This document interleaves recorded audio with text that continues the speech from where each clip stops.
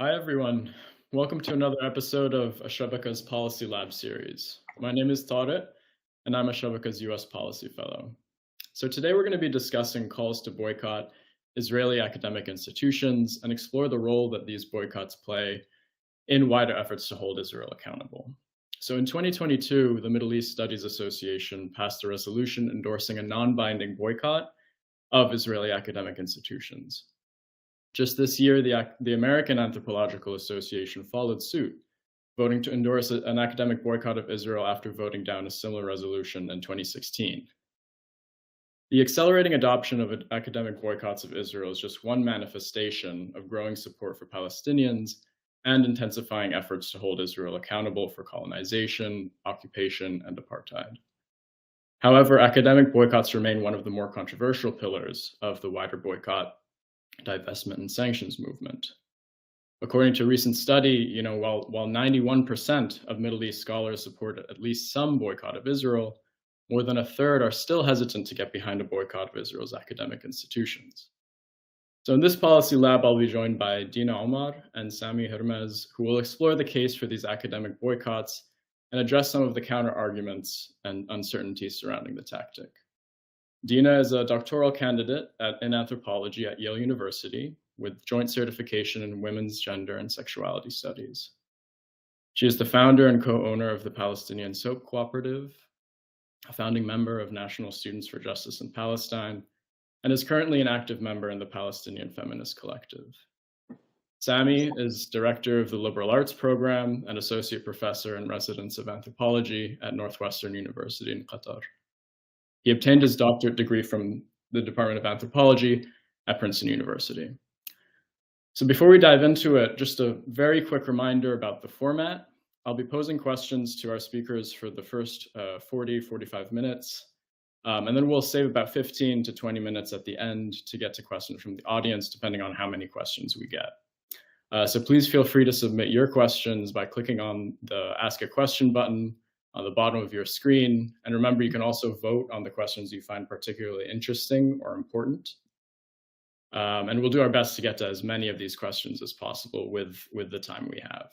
So let's get started. So to get us acquainted with the topic and the history of what we're discussing today, I think it would be very helpful to just kind of get a bit of a background from both of you in terms of your experience advocating for academic boycotts of Israel and the angles from which you're basically coming at this. Dina, maybe we could start with you, and then Sami, you can pick up. Sure. Yeah. Thank you to Tariq and Al-Shabaka for inviting us. Really appreciate having the forum to discuss these things, just because I feel like a lot of the work that I've done in BDS or academic boycotts, the most generative spaces are the ones where we're in conversations sort of grappling with precisely these issues. So I appreciate it.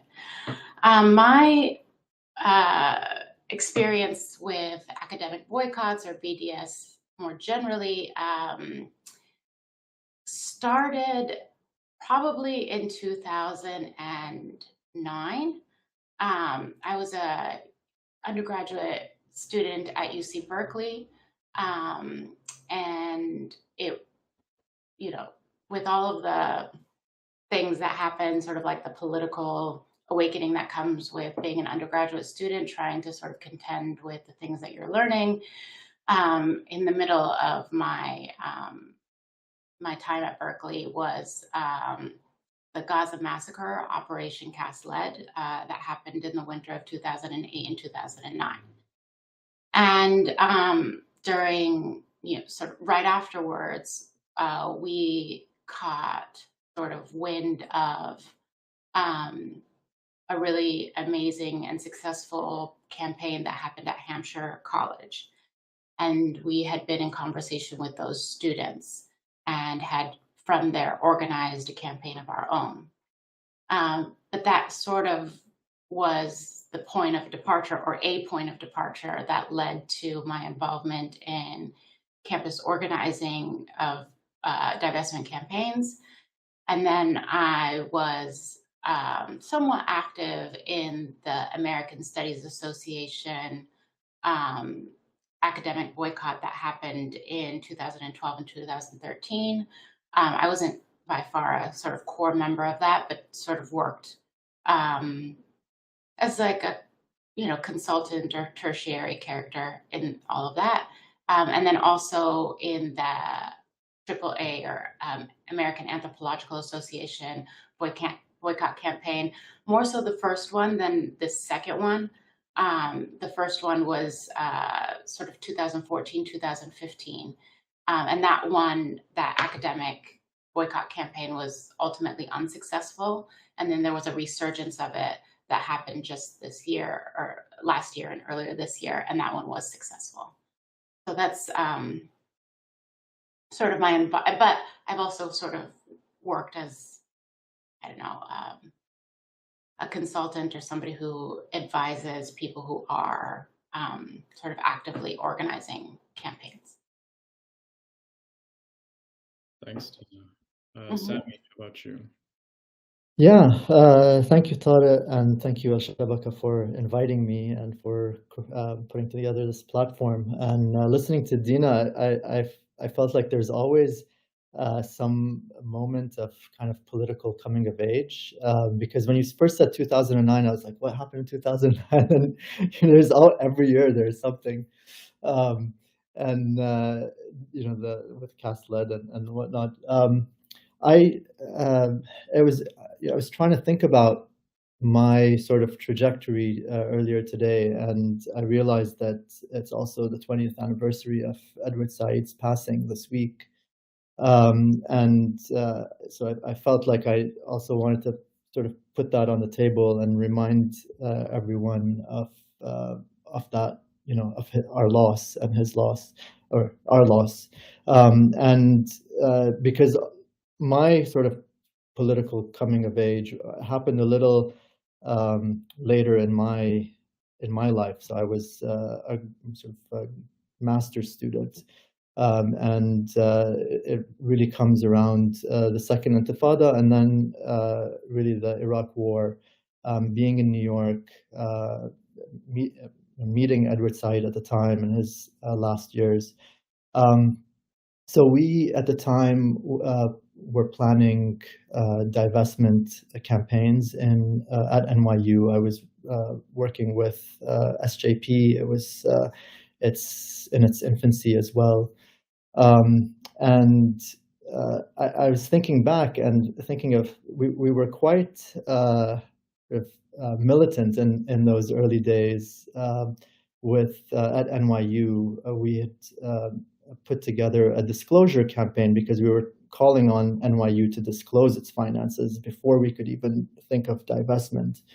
And so we occupied Boak's library, and nobody really knows this and its history now, but we also had, we're about half an hour away from occupying the president's office.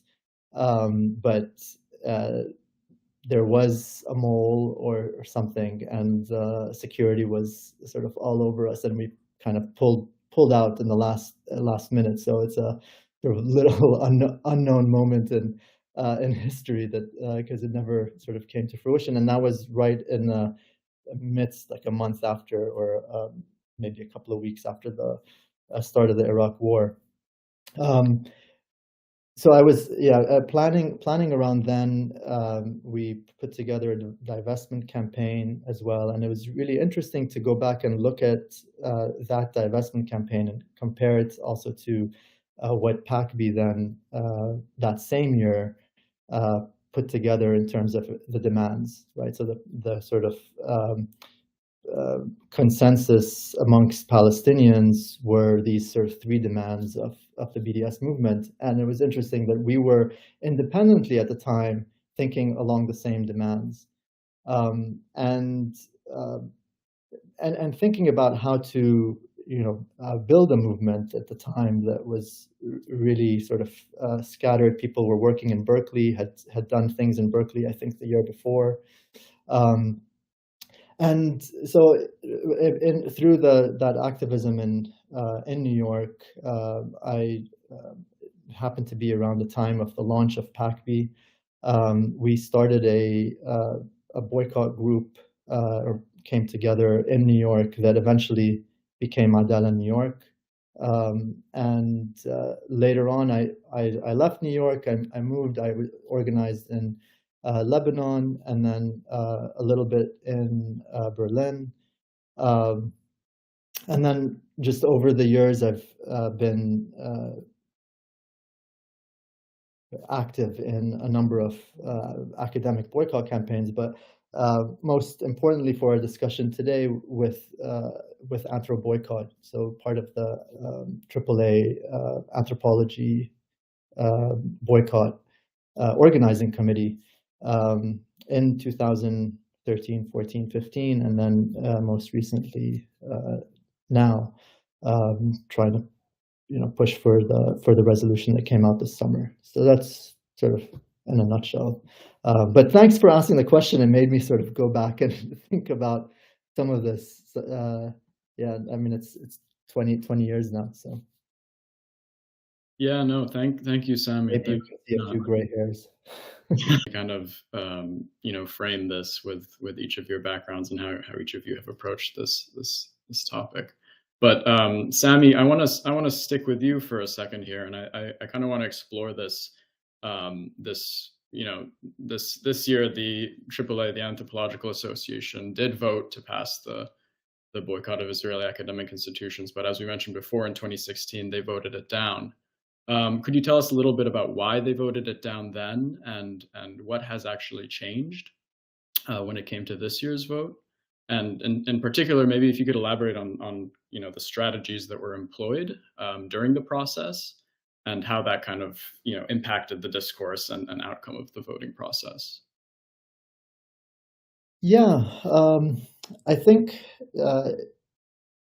there, in some ways, we followed similar approaches. I think between 2016. Well, first of all, I think it's really important to put 2016 in perspective, and say that while we lost the resolution because we didn't get a majority, and that's how things work, it really, I don't know if you can say it was a loss in a sense. I mean, it was a tie. We lost by 39 votes. Obviously, it's a loss is a loss, even by one vote. But the fact was that 39 votes, one could have just, found them anywhere, really. And so even in 2016, it was so close that, they were scared, right? That it was that close. I think for me, I feel that when we came out in the business meeting in 2015, the way that maybe a lot of your viewers don't know how these associations work, but there are business meetings at the associations, and at those business meetings, we had a resolution, and that meeting had the highest turnout ever in the history of the AAA. People normally don't attend these business meetings, and half the time they don't even get a quorum. So it was, far surpassed any business meeting they ever had. And at the meeting, we were following like a long process. We had put this through like 2 years of education. We went through the business meeting. We had, I think it was like maybe 90% for the resolution. So it was like 1,000 something people for the resolution, and like 90 people were against at the business meeting.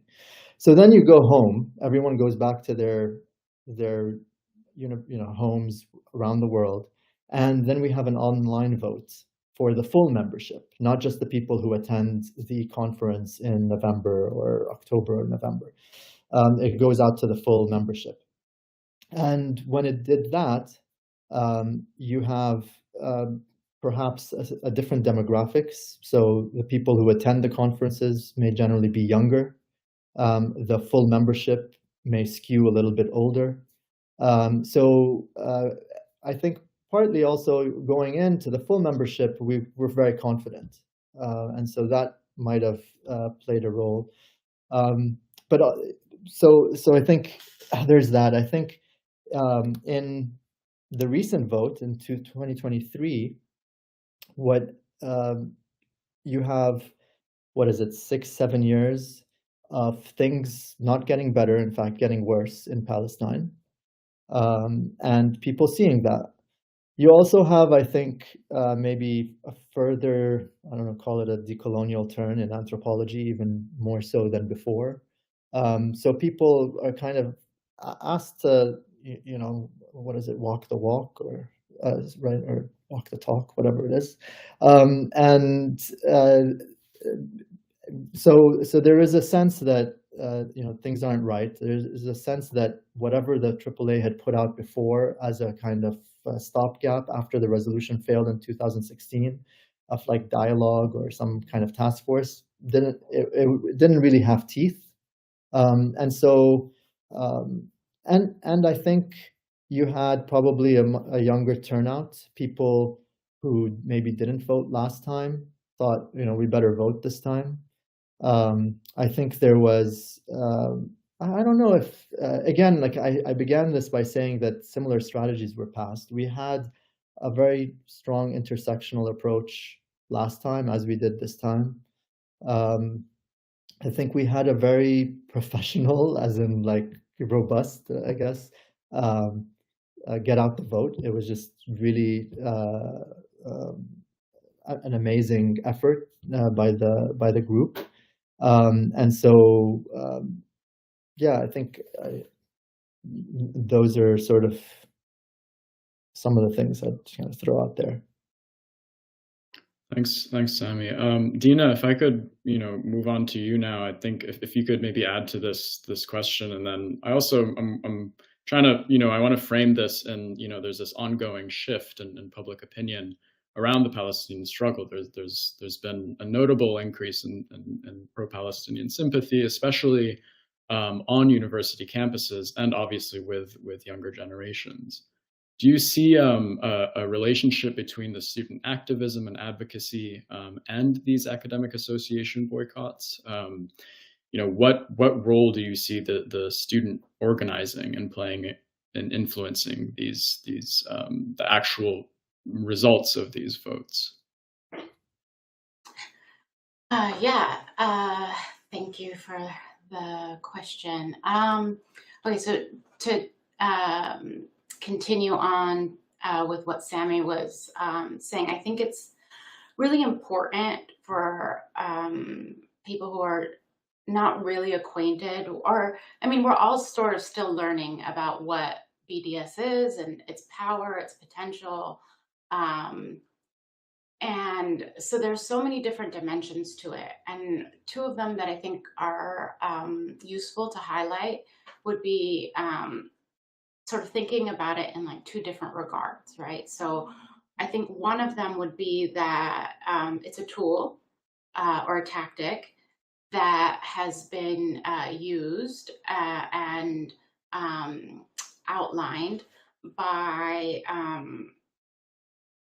unions, associations, campaigns, political parties in Palestine. And it's like over 160 of these organizations. And so they came together to create this call, not sort of, it's very hard to get people all on the same page in general, in Palestine in general, but like in this political context. So they put out this call.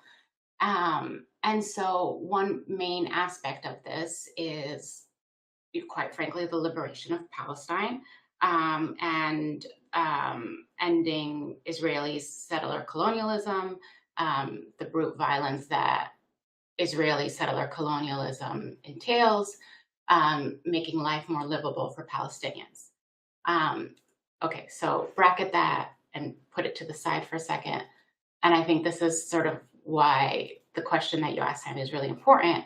The other main aspect of this, and I think it's really important that we both consider but also embrace how narrow and limited a lot of BDS campaigns are, right? So we're talking very specifically about very specific academic institutions, if you're an anthropologist, the AAA kind of is an important institution in your life, but unless most people in the world don't really know or care very much about what anthropologists say. Or, if you're in American studies, most people don't necessarily, care so much about what an academic, association like American Studies has to say, or like, yeah. But, these things, like Sami was saying, they have teeth insofar as you are a part of these institutions or these associations, and you are an active member in it, and you have to sort of contend with, what is my position in this association or in this professional network, or in this institution like a university. And so I think we can't say that there's a direct correlation between like the first part and the second part, which is to say that if we boycott or if we divest, then it will cause the liberation of Palestine. And that's not the point, right? The point is to say that we are a part of these institutions. We want to take ownership of these institutions, and we want to make we want our values, or at least the values that are stipulated in what these institutions purport to represent or purport to uphold, to be in line or to be consistent with its practices, right? And so in that sense, I think it's, so thinking about these institutions as, things that we should, or associations that we should take ownership of, I think is a really important thing. And then in doing so, a lot of these divestment campaigns or boycott campaigns are a lot about the kind of like technocratic,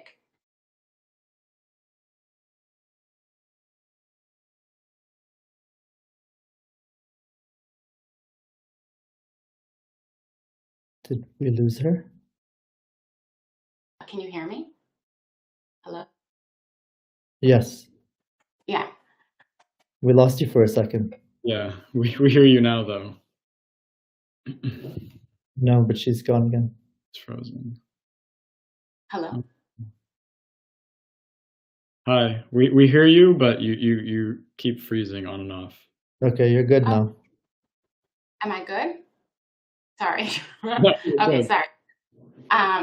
Yeah, so, okay, about the either particularities of your universities or the institutions that you are a part of, every campaign is very tailored to the community and the institution that you are a part of, right? So when we were on campuses, it was really important that we delineate and deliberate what we wanted to focus on.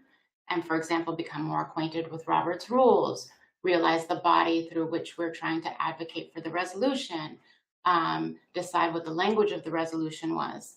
And all of those things are a part of a horizontal deliberation process where there are people who are part of these associations and bodies making these decisions and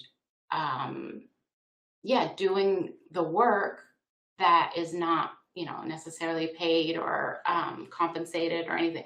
So it's a lot of hard work and it's a lot of research. And I think, so going back to the second part of your question, Tariq, is I think students play a really important role in that work. I think they are kind of at the helm of trying to correct a record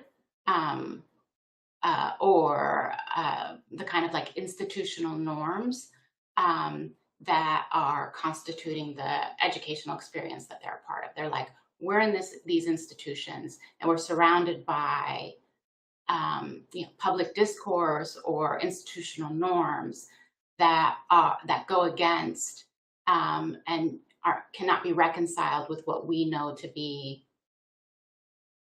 correct or true or accurate. And I think, it hasn't, for a lot of students, at least I'm speaking from my experience in as a part of founding National Students for Justice in Palestine, but also in other organizations too. I think oftentimes students have to sort of hold a kind of line and say, this is what's happening, and then they get a lot of pushback from faculty or administration that may be in direct opposition to what they're saying, but also, who may be sympathetic to what they're saying, but in a kind of paternalistic way are trying to say, like, don't you know the kind of implicit rules that go into academia? Aren't you supposed to just like be quiet and sort of go with the flow? And so I think students have played a really courageous role in trying to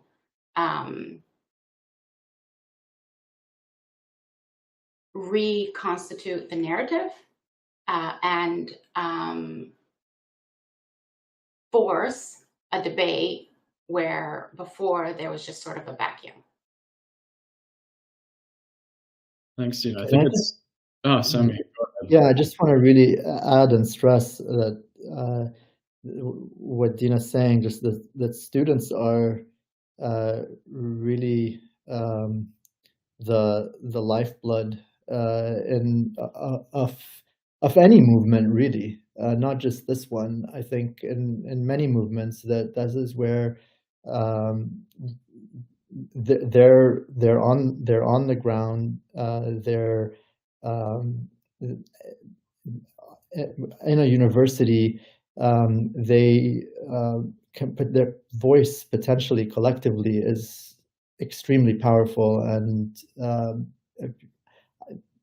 I mean, technically, faculty's voice is powerful if they ever got together and organized together. But it's much more likely that students will be able to organize and actually like kick faculty in the butt and get them to move, because faculty are scared and are not a collective. And I think so. I mean, I just thinking of my own experience, having been a student and now being a faculty, and seeing faculty, around me globally, not just not in my workplace, but just globally, and the number of faculty who are working. I mean, I could probably count them on my a few hands. And so the importance of students in this movement, in any movement, even in like labor struggles, is crucial. Thanks, both of you. I think Dina kind of touched on this briefly, but she mentioned that these campaigns become very focused on the localized aspects of the process, and when we talk about, for example, the anthropological vote, a lot of it becomes kind of embroiled in this much wider debate on BDS and overarching strategy. But I want to kind of address a question that somebody threw into the chat and get to that early. I was wondering if maybe Sami, you could start us off and give us some more details on the scope and content of actual academic boycotts of Israeli academic institutions and what they look like in practice, from the organizational to the actual individual level.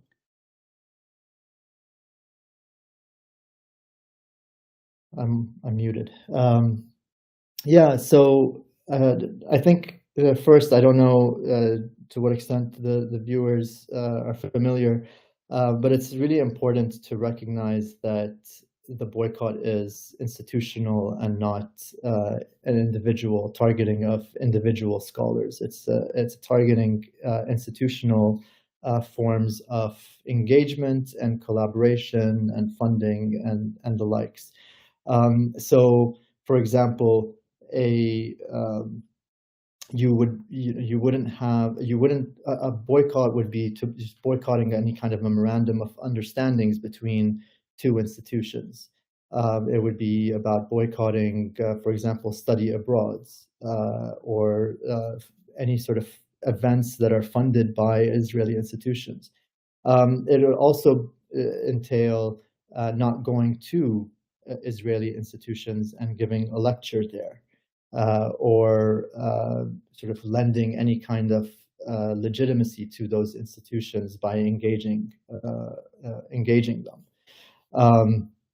it isn't about a particular Israeli scholar that you want to work with and you might want to write a book with, and there's no funding coming from their university. One of the I think it's important to also think about. Sorry, I lost my train of thought. There was. Yeah, sorry, I got my train of thought back. I was going to say that one of the important things is we don't target mere affiliation, right? And this is something that people often miss, whether it's in good faith or bad faith, I don't know. But the idea that an Israeli scholar who is at Tel Aviv University, that's an affiliation, right? I do all kinds of things, and I put Northwestern in Qatar as an affiliation. It doesn't mean that I'm representing the institution. Although I am a director, so maybe we can get to that in a second.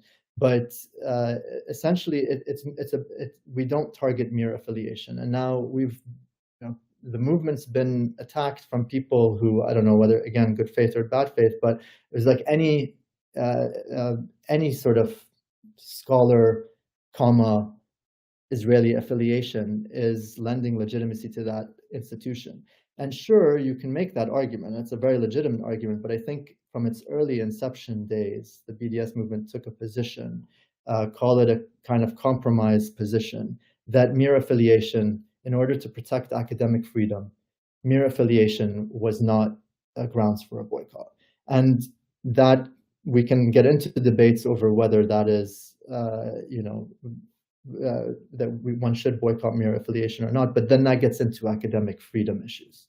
And so the movement actually has gone really above and beyond to try to protect and to take seriously that principle.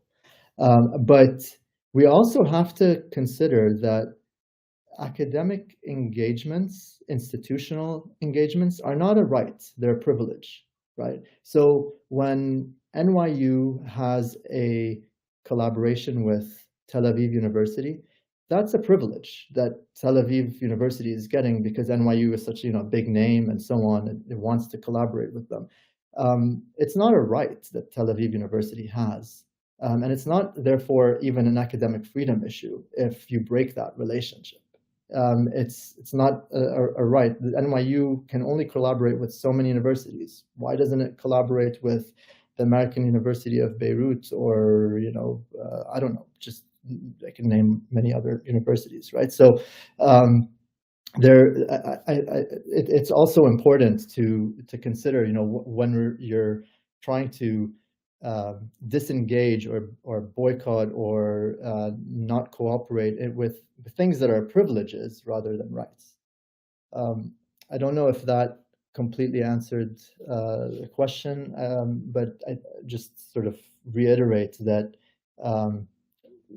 those person-to-person exchanges are not what the boycott is targeting. Can I just add to that I think there are a lot of different kinds of campaigns, and they, again, are very tailored and specific to whatever association or university that you are a part of or that is organizing the campaign. For example, the University of Johannesburg's campaign to boycott or to cut all ties with Ben Gurion University is very different than the American Anthropological Association's academic boycott campaign, which is also very different than the more Taylor-specific divestment campaigns that seek to divest monies from companies that are complicit in war crimes. I think when I first started thinking about the utility of BDS, I think that there's two main purposes. One is to apply pressure, which I think a lot of that pressure ends up being symbolic, and the kind of uh, specifics of like who you're boycotting and why is very nuanced and very specific. And then two, it would be, which I think is probably one of the more interesting and sort of rigorous parts, which is the process itself, and um, the demand of these boycott campaigns to say that we want transparency, or what we're asking for is transparency in this regard. Um, yeah, and so I was going to recommend there's two texts. One is forthcoming by Maya Wind about Israeli universities and academic institutions and their complicity in Israeli settler colonial violence. And that's called Towers of Ivory and Steel. It's forthcoming by Verso. And then the other one is about the American Anthropological Association's boycott campaign. And that's just called Boycott, and it's by Sunena Murray. So. Thank you for those, Dina. So on a related note, we spent, in our planning discussion last week, we spent a lot of time talking about the critiques of calls for an academic boycott, and I want to spend some time addressing some of these concerns here. Critics and in good or bad faith argue that academic boycotts can impede academic freedom and hinder intellectual exchange and so on. Dina, maybe we could stick with you for this, and Sami, we can move on to you afterwards. But what are some of the more relevant criticisms you've heard about the campaign, and what are the best ways in which you respond to them? Yeah. So as I said earlier, one of the, I think, most enriching and interesting parts of these boycott campaigns is forcing a debate where the kind of default would be, this is the way it is because I said so. I remember when I came back from Palestine in the summer of 2014, I was in one of my classes and I had said that I had gone to, Palestine. I had visited Gaza very briefly, and then the professor in response said, oh, I think it's so brave that you went to war-torn parts of Israel, or areas of Israel. And that to me was like an exercise of authority. This is what we call this place, and in these kinds of institutions. And you have to sort of discipline yourself to be in line with my authority. And I think one of the things that these campaigns are doing is asking for intellectual integrity. So it would be, what are the criteria by which we by which we make decisions, and how can we make sure that the supposed or purported values of liberal arts education in the US or education in general, how can they align with a sort of majority consensus of what reality is? And so I think that that's a really a very important aspect of these campaigns. Also, Sami mentioning Edward Said, I think, was very correct in the sense that he gave us these frameworks to think about knowledge production, and the sort of thinking about the ways in which higher education and universities are implicated in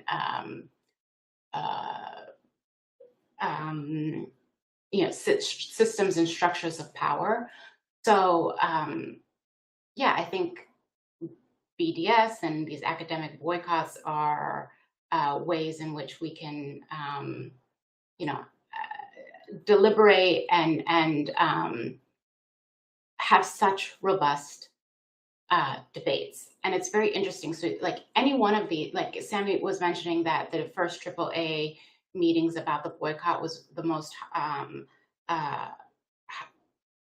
attended meeting in the AAA.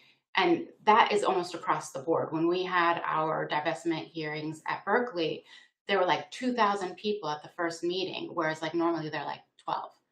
So I think one of the things that this, BDS is doing is it's saying a lot of people are very engaged and concerned and have an opinion about this subject precisely because it's taboo and precisely because free speech is being stifled and we know it.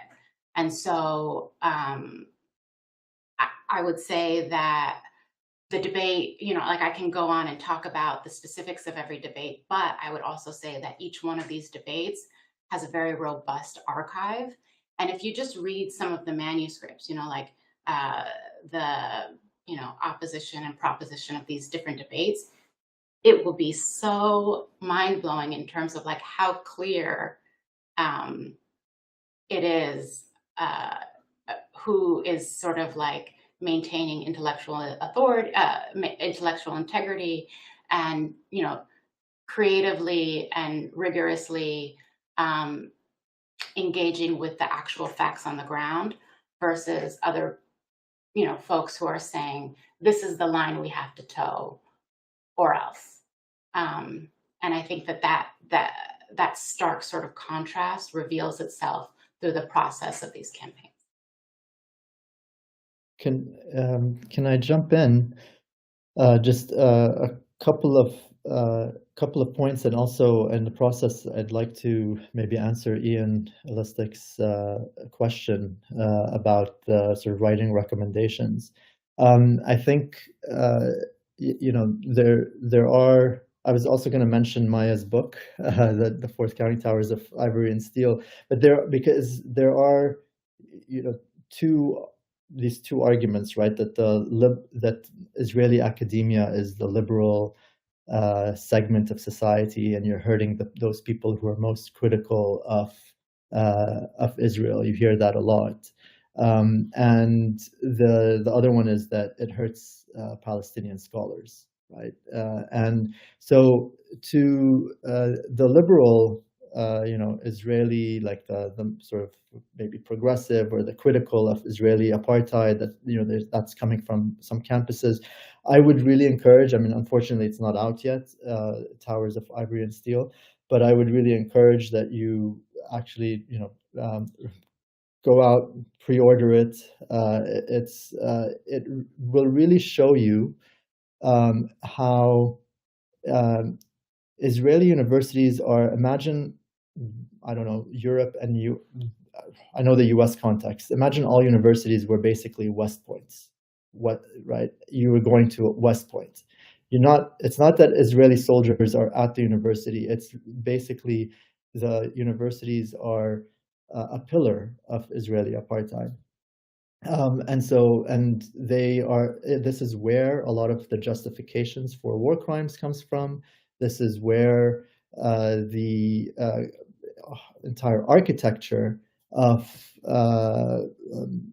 Israeli apartheid and settler colonialism comes from. These universities are situated in places that are strategic. They have centers and programs that are tailored for the Israeli army, and they discriminate against Palestinian students and faculty. But despite this, some Palestinians do end up becoming faculty.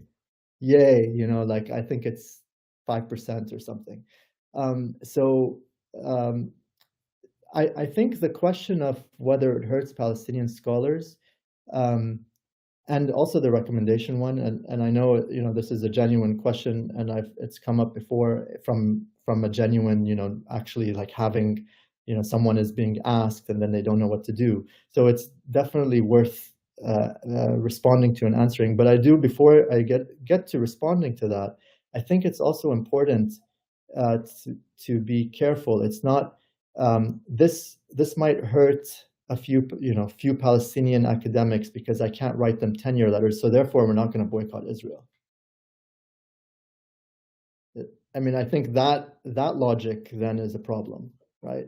It is, but if we're saying, okay, we're going to boycott Israel, we're going to do all these things, but let's see how we can ensure that Palestinian academics can maintain their presence there and fight and resist and so on, right? So it's also, are we talking about a Palestinian academic who is, calling for us not to boycott? I mean, those are there might be a few, but I don't know, that's also problematic, right? So the issue of writing a recommendation for Palestinian scholars, there are ways around that. There are ways to do it, and if it's just coming down to that thing, I don't know. I would tell you maybe I look the other way, right? So again, that becomes like, is that what's going to pit me against you, right? That because of this issue, maybe I turn the other way. I don't know, right? And I think you'll find also, the general you, is that one can approach PACB, write to them, and sort of ask about these questions. You're a supporter, but there's this issue: how do I deal with it? How do I get around it? What are some strategies for this? I want to support Palestinian academics, and I think you'll find that PACB also will be very open to sort of working with you on those kind of things. So I think we need to sort of think strategically and weigh these things. Palestinian scholars in Israel, as well as in the occupied territory, are calling on us to boycott, right? And those who are genuinely, resisting and so on, they agree with this boycott, and they say, and so then it becomes a question of how do we sort of manage some of these nuances. Thanks, Sami. There are two questions in the chat that I kind of want to tie in together because I think they're somewhat related. One of the questions addresses the political attacks on BDS via legal efforts to categorize BDS as hate speech, and the other question is about introducing the BDS campaign to college and university campuses. I think a good question we need to ask is, how has this, I guess, legal onslaught against against calls to boycott and divest impacted this movement for academic boycotts? And what are your advice on considering both of your backgrounds in organizing on campuses? Do you have any advice for kind of launching these individual campaigns? Dina, maybe we could start with you. Yeah, I think this is a really important question, especially because I think that this is very clearly blatant, like what they call lawfare. Two debates that I think are really key or central in this configuration. One is campus-specific organizing.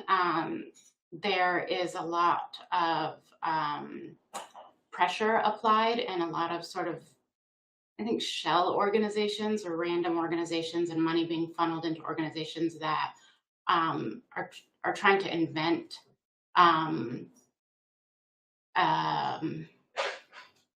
discrimination or invent instances where certain people can claim victimhood, and launch Title VI investigations. There's been this very sort of like long trajectory and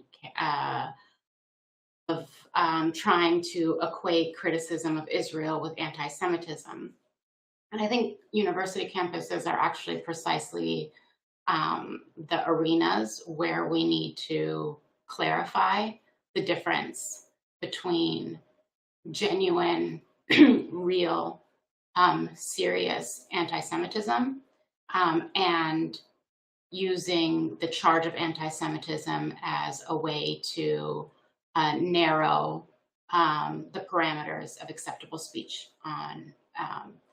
So one of the debates is to say that advocacy for Palestinian freedom by criticizing,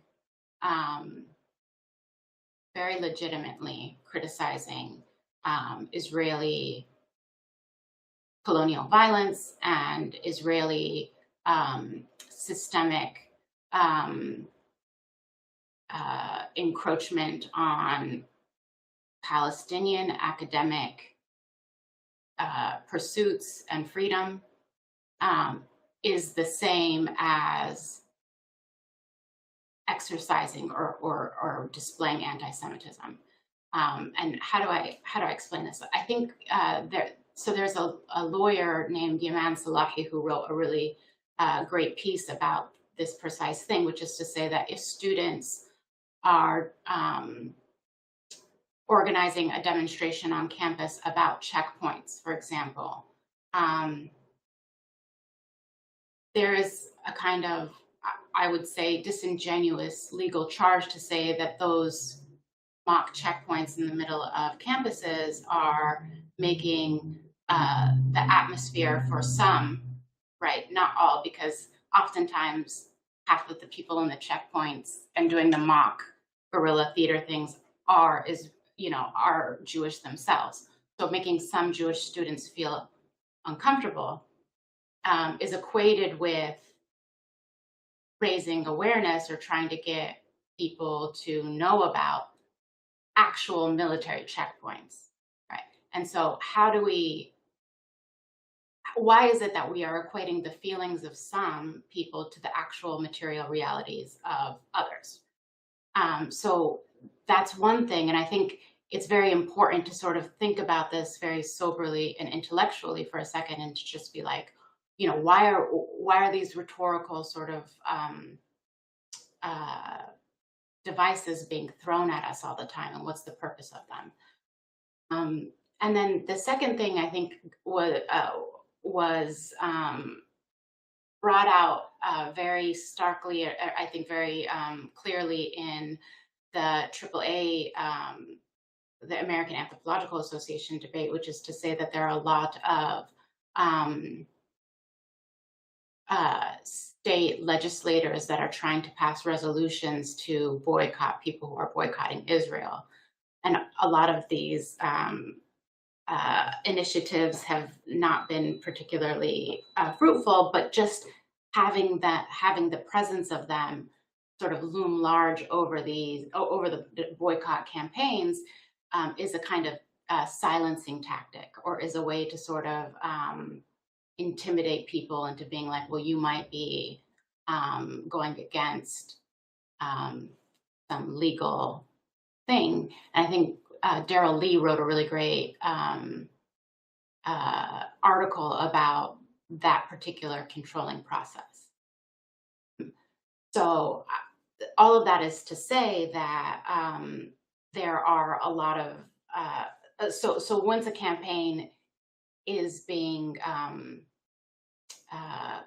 organized and it's gaining traction, a lot of these sort of legal initiatives or seemingly legal or legitimate initiatives are leveraged as a means to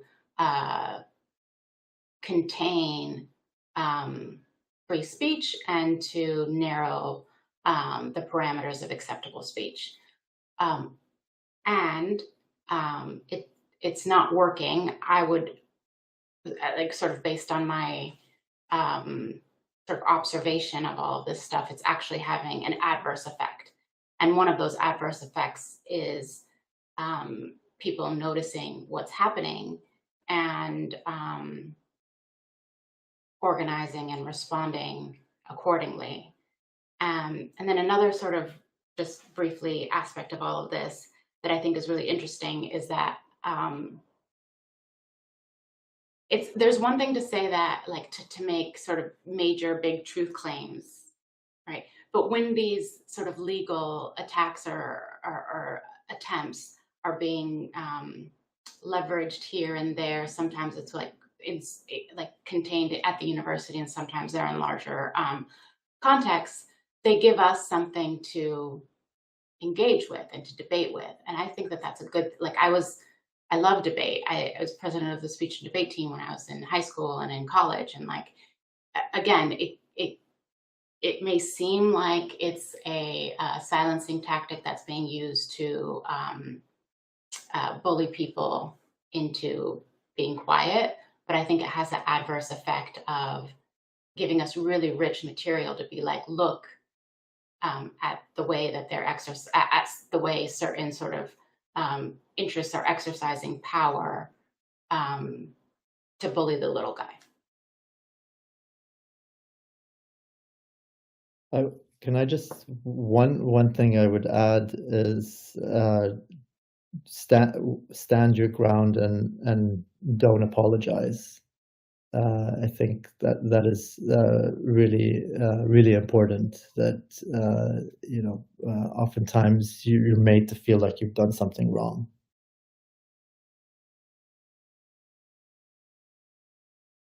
Thanks, both of you. I think, Dina, that point you made about how, the response actually triggers a more extensive debate that actually draws more people in is extremely important. So it looks like we're just at the top of the hour. Unfortunately, we don't have more time. I wish we did.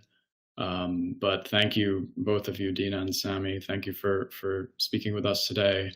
And I do hope this, facilitates a longer conversation, whether through more events or writing and so on.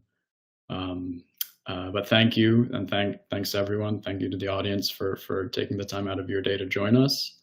And just before we sign off, I'd like to remind everyone that the Al-Shabaka Policy Labs are a crowdfunded program, so we would be very thankful for any contributions that you could make to us.